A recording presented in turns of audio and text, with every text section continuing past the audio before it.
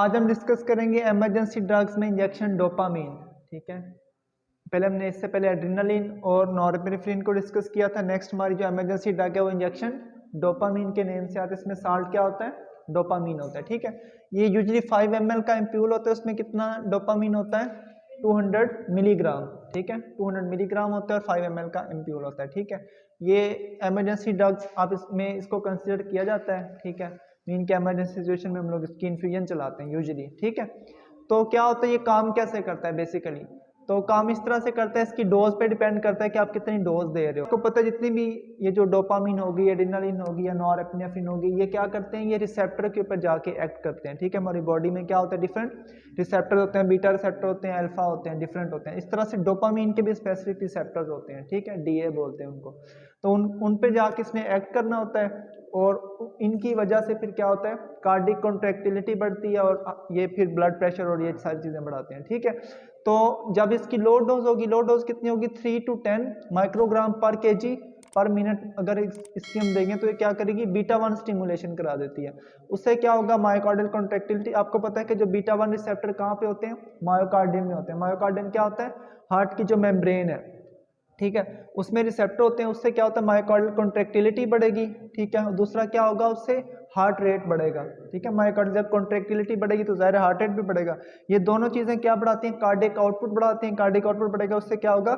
Systolic blood pressure आपका बढ़ेगा। ठीक है, तो इसलिए इसके जो यूजेस होते हैं उसमें भी इसका यही यूज होता है कि हम इसको हाइपोटेंशन में देते हैं। ठीक है, अगर बीपी ठीक नहीं हो रहा तो जो सेकंड लाइन ऑफ ड्रग है ना, फॉर सिम्प्टोमेटिक ब्राडिकार्डिया एंड हाइपोटेंशन। ठीक है, with science and symptoms of shock. First line of drug कौन सी आपके पास? नॉरएपिनेफ्रिन। ठीक है, हाइपोटेंशन में first line of drug norepinephrine है। ठीक है, उसके बाद क्या करते हैं? डोपामीन स्टार्ट कर। अगर नॉरएपिनेफ्रिन की आप इन्फ्यूजन चलाइए, उससे पेशेंट का बीपी स्टेबल नहीं हो रहा, फिर आप क्या चला दोगे साथ में? डोपामीन की। तो फिर क्या कह सकते हो कि जो सेकेंड लाइन ऑफ ड्रग है फॉर सिम्प्टोमेटिक ब्राडिकार्डिया एंड हाइपोटेंशन। ठीक है, तो उसमें फिर डोपामीन की इन्फ्यूजन चलाई जाती है। जब आप इसको हाई डोजेस पे दोगे, हाई डोज कितनी है? 10 to 20 माइक्रोग्राम पर केजी पर मिनट। उस वक्त ये क्या करेगा? ये अल्फा रिसेप्टर्स को स्टिमुलेट करेगा और अल्फा रिसेप्टर की स्टिमुलेशन से आपको पता है क्या होता है कि पेरिफेरल वेस्कुलर रेजिस्टेंस बढ़ेगी और रीनल ब्लड फ्लो कम होता है। ठीक है, किडनीज की तरफ ब्लड फ्लो कम जाएगा। ठीक है, और पेरिफेरल वेस्कुलर रेजिस्टेंस बढ़, उससे क्या होता है? पेरिफेरीज में भी ब्लड कम जाएगा, लेकिन क्या होगा?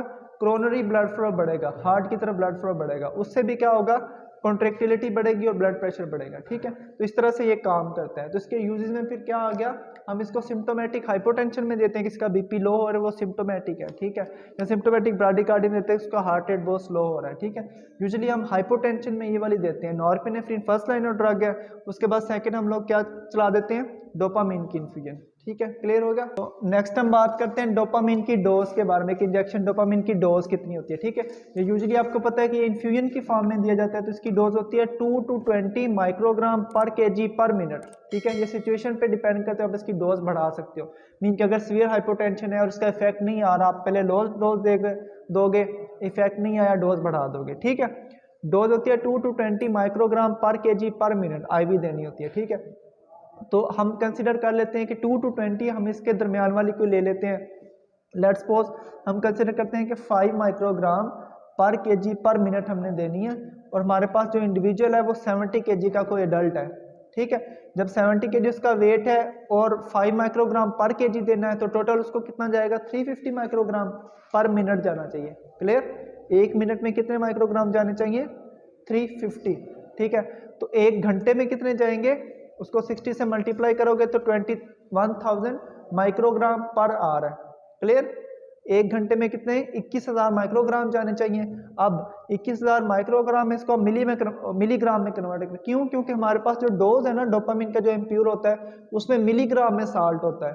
क्लियर? तो हमें पहले उसको मिलीग्राम में कन्वर्ट कर लें ताकि आगे कैलकुलेशन में आसानी हो जाएगी। ठीक है, अब 21,000 माइक्रोग्राम है, इसको मिलीग्राम में कन्वर्ट करने के लिए क्या करोगे? 1000 पे डिवाइड करोगे तो 21 मिलीग्राम पर आवर आ जाएगा।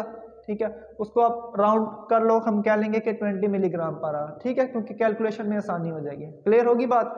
21 मिलीग्राम पर आवर, यहाँ कंसीडर कर लो कि 20 मिलीग्राम पर आवर। मीन कि हमने एक घंटे में अगर 20 मिलीग्राम देंगे डोपामीन का तो इस डोज पे जाएगी। ठीक है, अगर 1 घंटे में 20 मिलीग्राम देंगे तो क्या जाएगा 5 mcg जाएगा 70 kg एडल्ट में। यहाँ तक क्लियर होगी बात, ठीक है। 1 घंटे में कितना है 20 मिलीग्राम। अब देखो इसको हम डाइल्यूट करेंगे, 95 ml नॉर्मल सेलाइन ले लो, 5 ml का आपके पास ये इम्प्योर होता है, टोटल कितना हो जाएगा 100 ml, ठीक है। अब 100 ml में कितना हो जाएगा 200 मिलीग्राम, क्यों, क्योंकि इम्प्योर की कंपोजिशन क्या है 200 मिलीग्राम का होता है, ठीक है। तो 100 ml में 200 मिलीग्राम है, हमें कितने चाहिए 20 मिलीग्राम, ठीक है। तो हम क्या करेंगे, इसको 20 बनाने के लिए किस पे 10 पे डिवाइड करेंगे, तो इधर भी 10 पे डिवाइड करना पड़ेगा।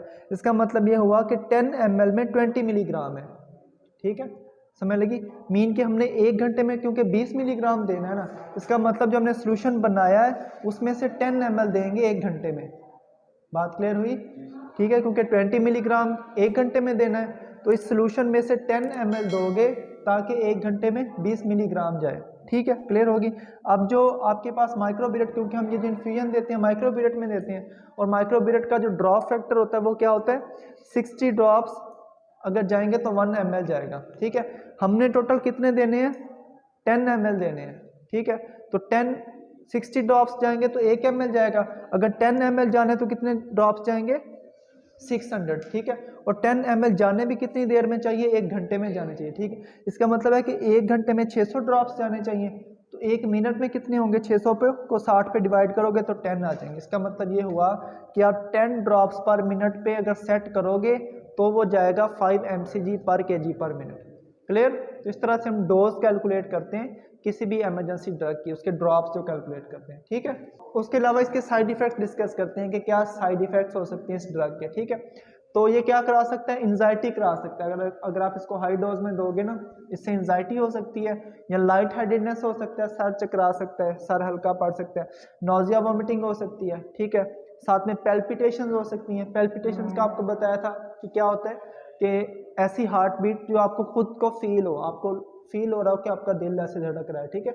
नॉर्मली समय फील नहीं होता ना कि नॉर्मल हमारा हार्ट तो पंप कर हर वक्त, लेकिन पैल्पिटेशन में आपको खुद फील हो रहा होता है, ठीक है।